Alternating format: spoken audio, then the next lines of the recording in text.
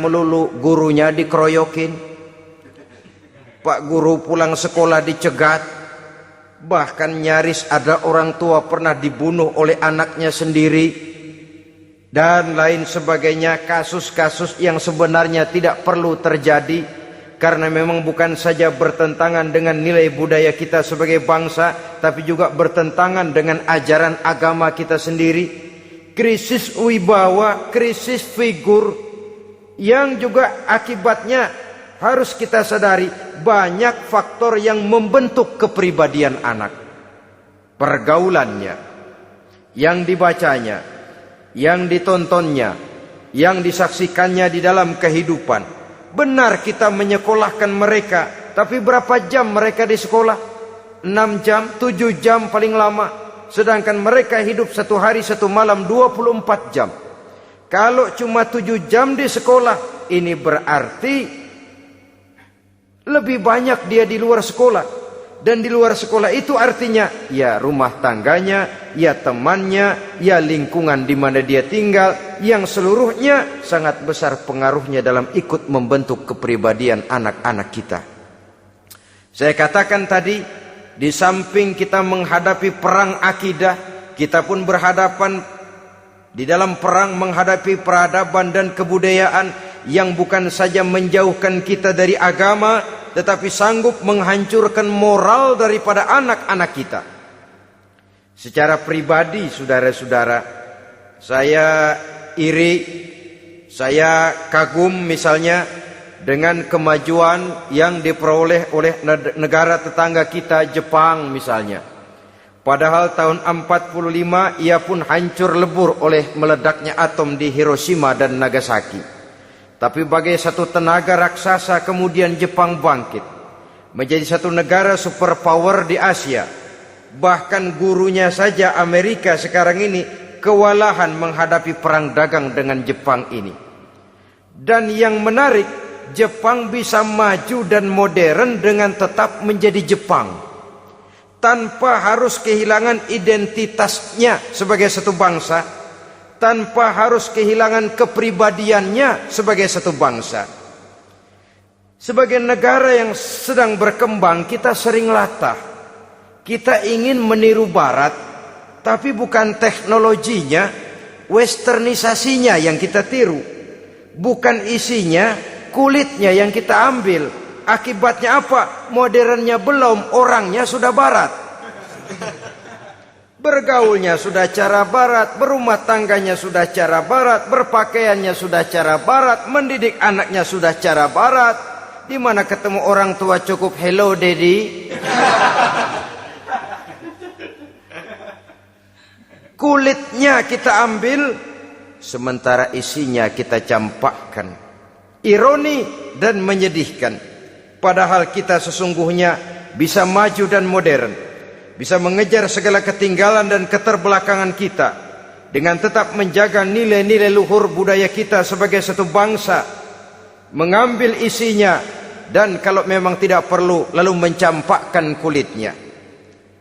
Pengaruh peradaban dan kebudayaan yang menghancurkan moral daripada anak-anak kita, oleh pesatnya arus teknologi, oleh pesatnya arus komunikasi, di mana hal-hal yang terjadi di belahan dunia lain dapat kita saksikan hari ini juga melalui layar televisi. Yang terjadi di Amerika, di Eropa, di Afrika, di ujung dunia yang paling ujung sekalipun. Di ujung dunia yang paling ujung, hari ini kejadian, hari ini sudah bisa kita saksikan. Pesatnya arus komunikasi, kalau jatuh ke tangan anak-anak kita yang belum mempunyai filter, daya saring positif, akan dicerna oleh mereka tanpa memilah dan memilih. Akibatnya orang kampung bilang kelolodan. Makan nggak dikunyah lagi, tentu saja akhirnya kelolodan. Dan kalau sudah kelolodan, menyusahkan kita seluruhnya. Oleh karena itu budaya menghormati orang tua perlu dijaga, perlu dipelihara dan diwariskan kepada anak-anak kita. Tali silaturahmi sehingga ada respeknya kepada orang tuanya. Jangan bapaknya dianggap CS, ibunya dianggap CS, kakeknya dianggap CS. Hilang rasa respek, hilang rasa menghormati. Sementara orang tua sendiri tidak bisa memberikan keteladanan, kurang mendapat perhatian dan lain sebagainya. Apalagi kalau baik ibu maupun bapak adalah orang-orang karier yang setiap hari sibuk menghadapi tugas masing-masing.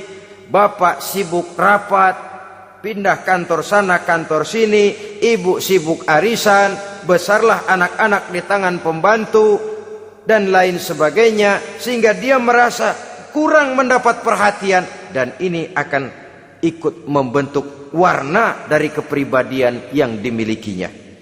Sampai kepada pelosok-pelosok desa, jaringan televisi memang menguntungkan.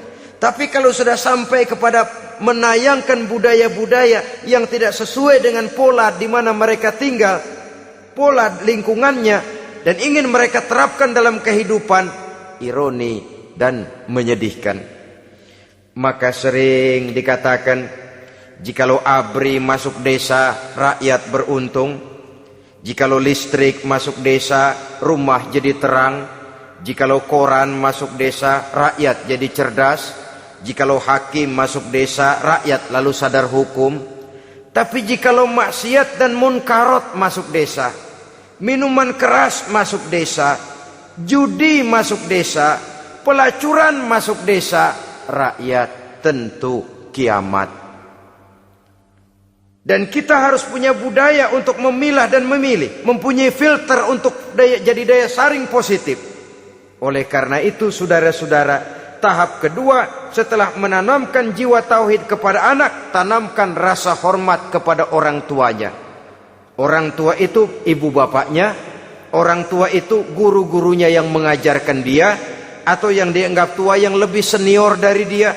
Karena tidak ada satu peradaban yang berdiri sendiri. Bagaimanapun maju dan modernnya kita sekarang, tentu merupakan mata rantai yang berkaitan dari generasi terdahulu. Ini yang kedua. Setelah tauhid, berbakti kepada ibu dan bapak.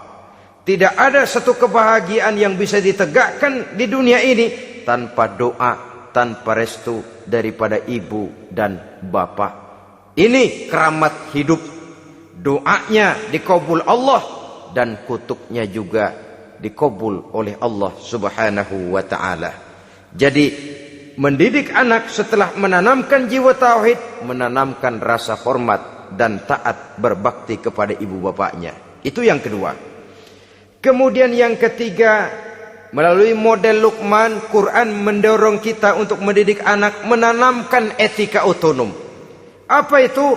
Ya bunayya, innaha in taku mithqala habbatin min khardalin fatakun fi sakhratin aw fis samawati aw fil ardi ya'ti biha Allah. Wahai anakku, sesungguhnya kalau ada satu kebaikan yang kamu kerjakan, kecil, tidak nampak oleh pandangan mata yang zahir, yang kecil itu tersembunyi di puncak langit, di dasar bumi yang paling dalam, atau di tengah batu hitam sekalipun, Allah pasti mengetahuinya dan pasti akan memberikan balasan yang seadil-adilnya. Pendidikan apa ini? Pendidikan moral, menanamkan etika otonom.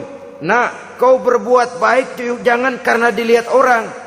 Kau tidak mau melakukan kejahatan jangan cuma karena ada polisi. Kalau ada polisi kau tidak mau jahat, kucing juga begitu. Coba lihat kucing, taruh ikan asin di piring kaleng, tongkrongin. Aduh, kucing kalem, sopan, tenang. Sedikit kita lengah, habis ikan digarap. Tapi ditanamkan satu kesadaran, kemanapun kau pergi nak, apapun yang kau kerjakan, tersembunyi di tengah batu, di dasar bumi, di puncak langit, Allah pasti tahu